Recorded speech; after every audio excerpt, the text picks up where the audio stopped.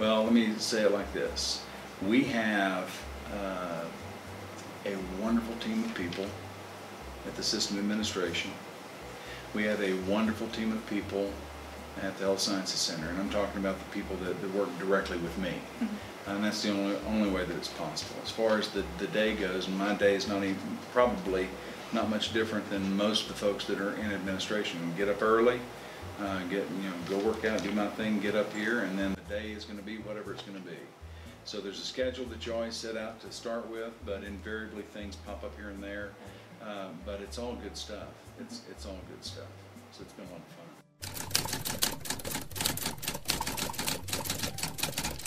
They show me the same level of respect today that they did before, which is not much. No, these are guys, we got great leadership at all the universities, and these are folks that we've all been friends for years, and I will tell you, this is how good it is. Each of the universities for this legislative session has one specific exceptional item priority. Each of the presidents is well versed on all of the university's priorities, so that when any of the 4 presidents are in Austin or in Dallas or in Amarillo or in El Paso, they can actually speak on behalf of the other presidents. So if Brian May from Angelo State is visiting with somebody in Austin and something comes up about the dental school in El Paso, he's very well versed on it. So he can explain to that individual, whether they're a lawmaker or just a citizen or a lobbyist or whatever it may be, he can explain to them why we need it and why it is that we're looking for it. If Lawrence Skubanek is in Austin for something or in Dallas for something, and something comes up about Angelo State, he can tell them about what a great university it is for first-generation students and why their ask at the state level is so important for student enhancement. I mean, that's the way we work it together, so that we're not a big system like UT or even like A&M, in that we don't have a number of universities like that. But what we do have is we have a flexibility and a closeness with our administrators that makes us in many ways more effective, I think.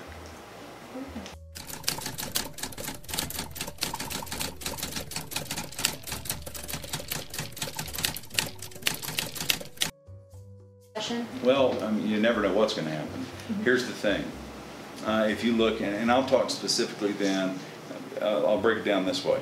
So we have 2 initiatives of the 4 that are related to serving the students and serving the population. Angelo State's Student Enhancement and the Health Sciences Center Mental Health Institute.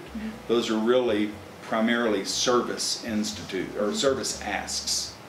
We have 2 big academic asks. One is for the dental school at the Health Sciences Center in El Paso, and one is for the veterinary medical school in Amarillo. All right, so those are academic asks. And if you look then at the Higher Ed Committee on the Senate side or the House side, if you look on the Senate Finance side or the House Appropriations side, we've got to be able to make our case. We have got to be able to make our case to the folks that are not necessarily from this region on why it's important for them to spend money on academic interests in West Texas. And I will tell you that for both of those academic asks, we have profoundly strong stories. If you look at the dental school for Health Sciences Center El Paso, this would be the first dental school. The state currently has 3 dental schools, 2 UT and 1 A&M. So you've got UT in Houston, UT San Antonio, and A&M in Dallas, which used to be Baylor College of Dentistry. 3 dental schools. There's not been a new dental school in the last 40 years, in spite of the fact that the state's population has been growing and growing. One of the things that has happened if you look at the population of the state of Texas, it's always kind of been like this, but it's gotten much more pronounced in the last decade or 2. The state demographer calls it the population triangle. Dallas, Austin, San Antonio, Houston, Dallas, that area. That's where, like yourself, like Chase, most of the kids have grown up in that area statistically. So when they go back to school, or when they go to school, most of them want to go back to those areas. Same thing with the professional students who have gone to dental school. Most of them wind up practicing in those areas. If you look at the number of students that have wound up in the West Texas area in general, and in Far West Texas in particular, it's really abysmal. And so as the years have gone by over the last several decades, the needs in the rural areas of the state, and particularly in the rural areas of the western part of the state, have gotten worse and worse and worse, more pronounced and more pronounced. And so it's a really easy argument about the need.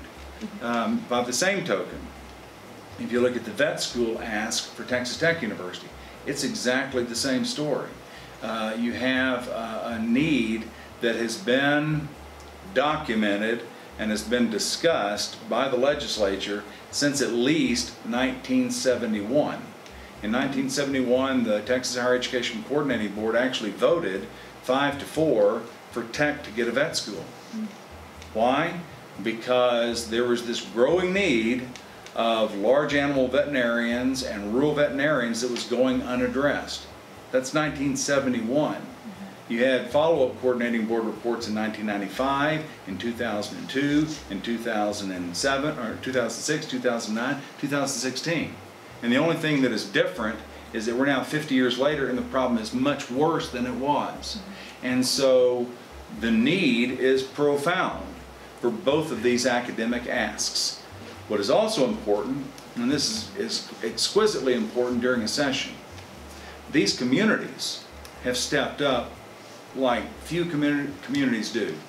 The city of El Paso, with private donations, they've ponied up $31 million toward the dental school effort out there.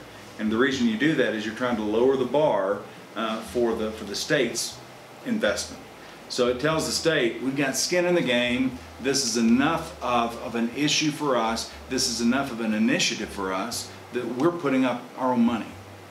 Amarillo has come up with $90 million for all of the facilities for the vet school. So we go to the state and say, listen, this is not only important to Texas Tech, this is important, more important to this community that we serve, and it's so important that the community has put up $90 million so that you at the state level don't have to worry about getting the buildings built. We're going to do that.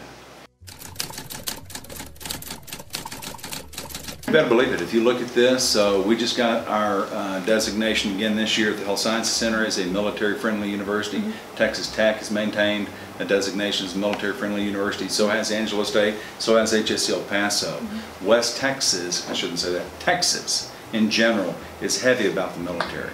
And whether it's from Fort Hood all the way out to Fort Bliss, the state does a great job at taking care of people that have served. This is something that is part of the Tech DNA going all the way back, and moving forward it will always be a part of what we do.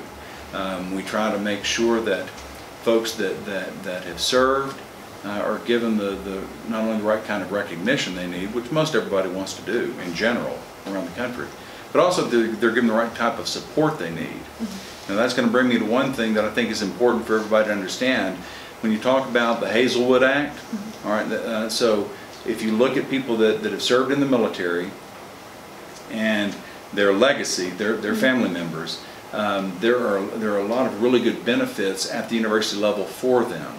And the state helps to really support that by empowering through legislation the ability of the legacy members and the veterans to utilize the universities. It is something that costs the universities a lot of money, but it's still something, and when I say a lot of money, I mean millions and millions of dollars at Tech, because it's has the largest student population. But it's something that the universities all our universities have felt compelled to do, because it's the right thing to do for veterans. And so moving forward, you better believe that taking care of veterans is going to be part of what we're doing.